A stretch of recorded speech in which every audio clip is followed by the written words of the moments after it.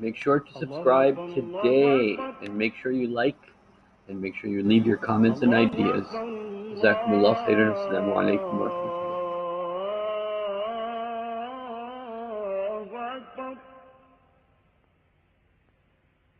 rahmatullah. In the name of God, most gracious, most merciful. Bismillah ar-Rahman ar-Rahim. Ahmaduhu wa usalli ala Rasulil Kareem. You may think I'm pulling your legs or playing a joke on you, or this is maybe April's Fool or something. No, I am not. I am telling you the truth. Notre Dame and many of the cathedrals in Europe and many of the cathedrals in Portugal, in France, they all face Mecca. And I'm going to show this to you today very quickly, inshallah.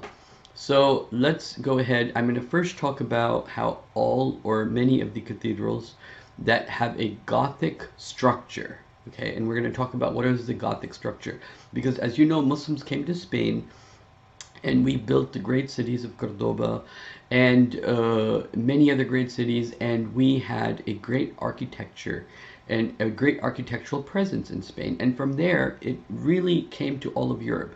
I'm not talking about this to create an adversarial kind of like antagonistic tone. Rather, I'm doing this to create like a universalism, a kind of like, come on, let's get to know each other, give Muslims a break. Especially our French brothers, they've been really antagonistic towards Muslims. They've been really antagonistic towards the hijab issue. Kind of like this is, you're invading our space, you're invading our country.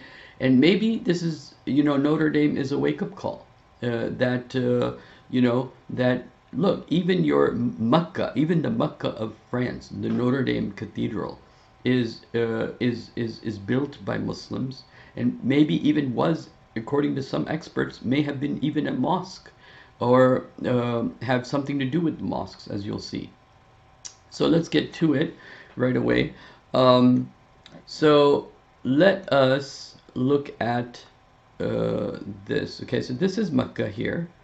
Okay, and this is the cathedral. So we're going to go into the cathedral here, and so you can see exactly where the cathedral is.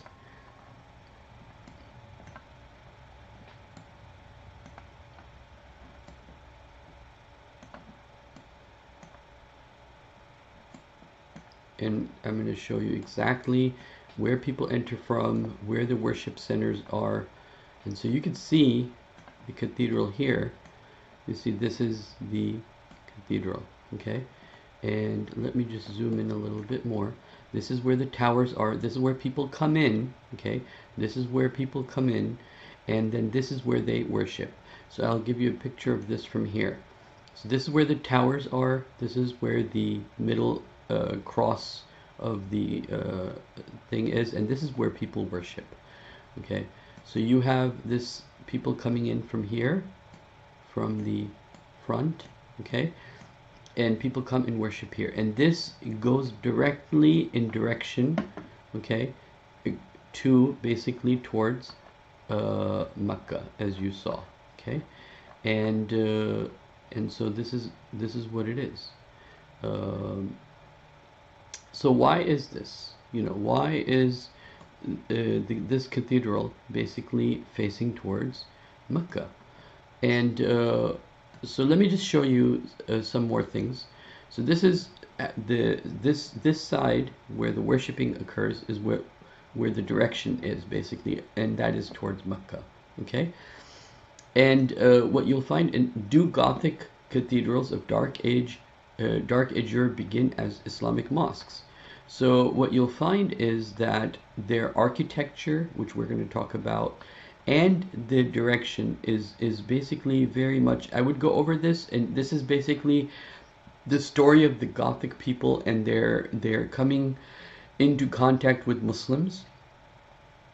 And basically what happened here was, very quickly, a son of a Gothic woman was a Spanish historian. Iberian Gothic overwhelmingly welcomed Islam and accepted Islam. Abu Bakr ibn Qutayya the son of a Gothic woman, was a Spanish historian in early Islamic Spain. He expresses profoundly his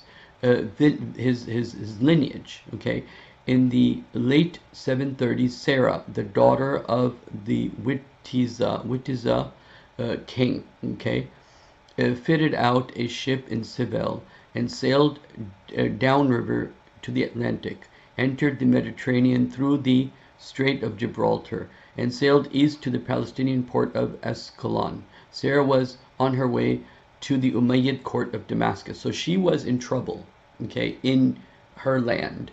And so she needed help. And in order to get help, she sailed to the Muslim lands, got in front of the Muslim king, and asked for help. And this is how Muslims entered Spain.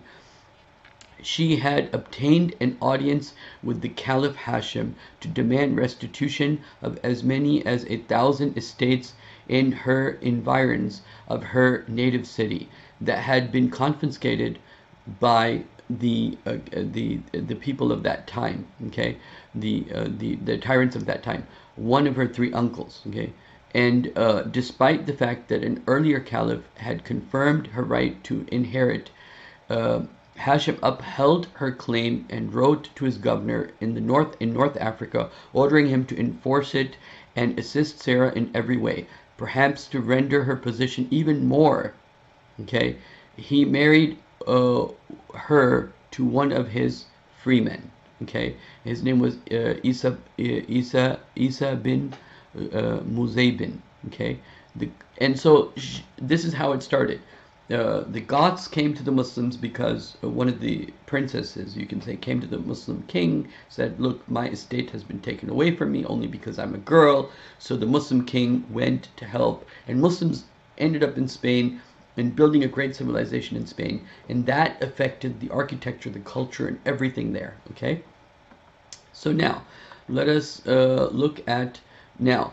The maps and satellite images of European medieval cathedrals show they are oriented in the direction of Mecca. Okay, you have Spanish cathedrals. Okay, the Great Mosque of Cordoba, for example. Okay, you have oriented precisely towards Mecca. Okay, you have the Seville Cathedral. Okay, and they all have a lot of common features, which we're going to talk about. The Palazzo Vecchio in Florence. Okay, you also have this minaret-like structure, which is peculiar, specifically Islamic in nature. You have the Portuguese cathedrals, right? You have the French cathedrals. You have so many of these. This is the Cathedral of Our Lady Bayeux in Bayeux, Normandy, France. Okay, you have the Notre Dame Mosque, which goes towards Mecca too, okay, and you have all these cathedrals, okay. The Notre Dame des Chartres Cathedral, Notre Dame des Amiens Cathedral, Cathode Old Parish Church Gaslow of Scotland. All these cathedrals. Now, why? Because they were most likely built by Muslims, which we're going to talk about in a second very quickly. These are all. This is just a whole list of cathedrals, all facing towards Mecca. So why the antagonism towards Islam? You've been in our lands, we've been in your lands. We've borrowed from you in terms of architecture, culture, society, technology, and we're borrowing from you, and you've borrowed from us. The Italian cathedrals, again, same thing, you know. And so let's go ahead and look at some of these. These are specifically Gothic, right? So one of the structures that is found in all of these cathedrals is rib vaults. Okay, so these are the rib vaults of different cathedrals. This is peculiarly and specifically an Islamic structure. The other one is what is called flying buttress, which is these arches that go out. You know, these arches that are used to reinforce one another. Okay. You also have this type of design on the windows or on the walls that are very elaborate, very beautiful. And you have large windows because, and I'm going to talk about why in a second, but you have pointed arches, right? This is also found in many of these, or all of these cathedrals rather. So the most fundamental element of the Gothic style of structure is the pointed arc, okay, like you see here, which was precisely borrowed from the Islamic architecture that would have been in Spain at this time. Then it became possible to reduce, because now you have an arch, so now you can reduce the stress, and so because you reduce the stress, what happens is that the columns that are holding it can become smaller. Okay, and then you also have, you know, this kind of like elaborate window decoration that we talked about, these ribs. The slender columns and light systems of thrust allowed for larger windows. Okay, so lighting was a big part of this structure. Okay, and then you also have here, let me just, it was a Muslim city from the 18th to the end. Let me just fix this. It was a Muslim city from the 8th to the end of the 12th century. It is Muslims in appearance still.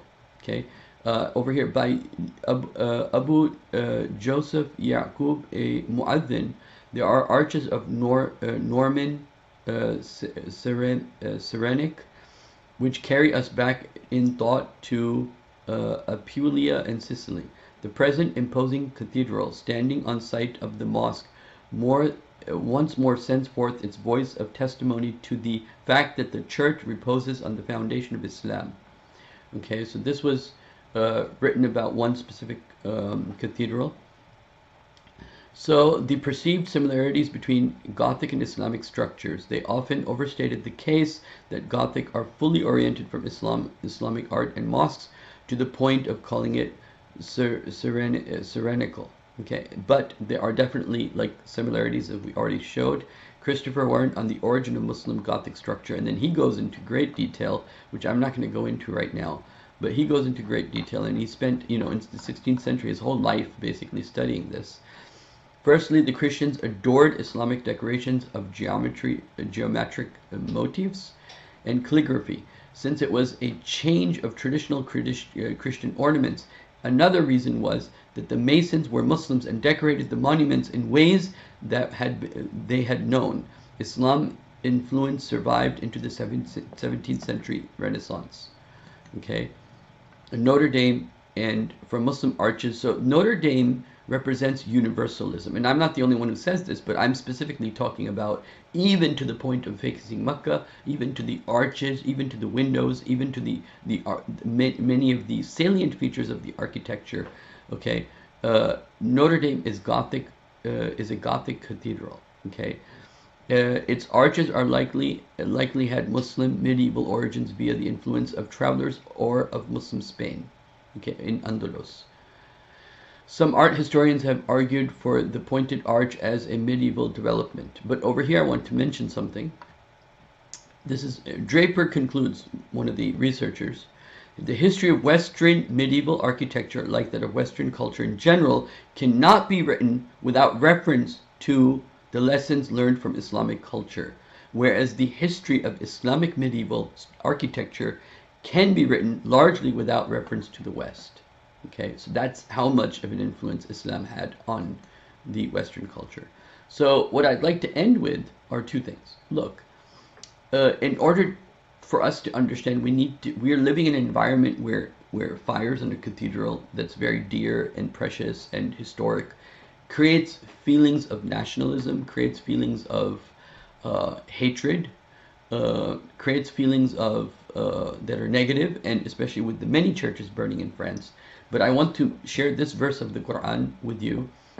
God says, or Allah says, Ya ayyuhan nas, O mankind, inna khalaqnakum min dhakarin wa untha, we created you from male or female, wa ja'alnakum shu'uban wa qaba'ila, and we made you into tribes and nations and tribes, lita'arafu. So you get to know one another. Inna akramakum indallahi atqakum, indeed the most honorable of you, those are that fear God. Inna Allah alimun khabir, indeed Allah or God is most knowing and fully aware. Okay, so God created us to know one another and to learn from one another and not to be antagonistic to one another. And so it's very important that we do that. Also, the last thing I'd like to end with is the Indian synagogues preserved by Muslims. I'll leave a link for people that are interested in this. in the description, inshallah. Okay. The last thing I want to say is like, comment, subscribe, share. Jazakumullah khairan.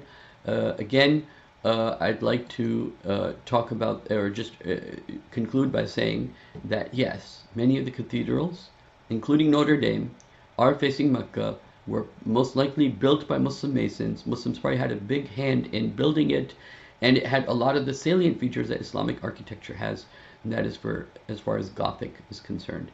Gothic architecture, which is what Notre Dame is a Gothic structure. Okay, Jazakumullah khairan. Assalamu alaikum wa rahmatullah. Make sure to subscribe today, and make sure you like, and make sure you leave your comments and ideas. Jazakumullah khairan. Assalamu alaikum wa rahmatullah.